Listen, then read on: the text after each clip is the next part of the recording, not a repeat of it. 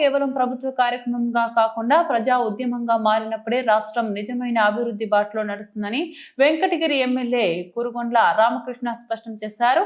ముఖ్యమంత్రి చంద్రబాబు నాయుడు ప్రతిష్టాత్మకంగా చేపట్టిన స్వర్ణాంధ్ర స్వచ్ఛాంధ్ర కార్యక్రమం ద్వారా ప్రభుత్వ పాఠశాలల వసతులను మెరుగుపరచవచ్చని, విద్యార్థులకు ఆరోగ్యకరమైన వాతావరణం కల్పించాలన్నదే ప్రభుత్వ లక్ష్యమని ఆయన వెల్లడించారు. శనివారం స్థానిక బాలికల గురుకుల పాఠశాలలో నిర్వహించిన స్వచ్ఛాంధ్ర స్వర్ణాంధ్ర కార్యక్రమంలో ఎమ్మెల్యే స్వయంగా పాల్గొని పాఠశాల ఆవరణలో మొక్కలు నాటి పరిసరాలను శుభ్రం చేయించారు. అనంతరం ఆయన మాట్లాడుతూ రాష్ట్ర వ్యాప్తంగా ప్రభుత్వ పాఠశాలల అభివృద్ధికి ముఖ్యమంత్రి ప్రత్యేక దృష్టి సారించారని తెలిపారు. తరగతి గదులు, మరుగుదొడ్లు, తాగునీరు, పారిశుద్ధ్యం వంటి మౌలిక సదుపాయాలు మెరుగుపడితేనే విద్యార్థుల్లో చదువుపై ఆసక్తి పెరుగుతుందని పేర్కొన్నారు.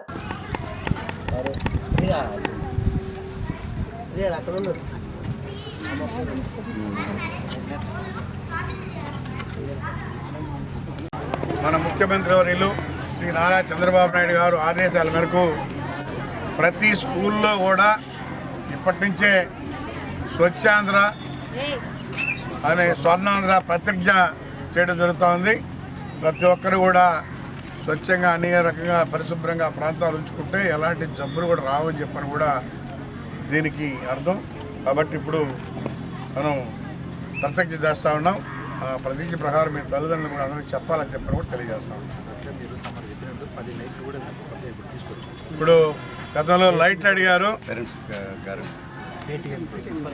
పేరెంట్స్ మీటింగ్లో అడిగారు. ఆ లైట్లు కూడా ఈ స్కూల్లో అన్ని వెలిగే విధంగా ఏర్పాటు చేస్తామని చెప్పని కూడా తెలియజేస్తా ఉన్నాం.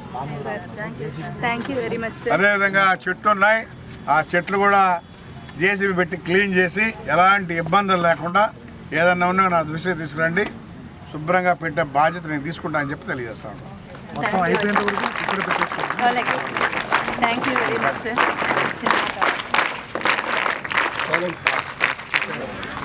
పరిసరాల పరిశుభ్రత కొరకు ప్రతిరోజు కొంత సమయం కేటాయిస్తానని నా వంతు కృషిగా స్వచ్ఛతా కార్యక్రమాల కొరకు శ్రమదానం చేసి పరిశుభ్ర ఆంధ్రప్రదేశ్ సాధించే సంకల్పానికి కట్టుబడి ఉంటానని ఈరోజు పరిశుభ్రత గురించి నేను వేసిన ఈ ముందడుగు ఆంధ్రప్రదేశ్ రాష్ట్రాన్ని శుభ్రపరచడంలో సహాయం చేస్తుందని నమ్ముతూ ఈ రోజు నుండి నా తోటి వారికి కూడా పరిసరాలు మరియు నివాసాల ద్వారా ఉత్పన్నమయ్యే వ్యర్థాలను వనరులుగా ఉపయోగిస్తూ స్వయం ఉపాధి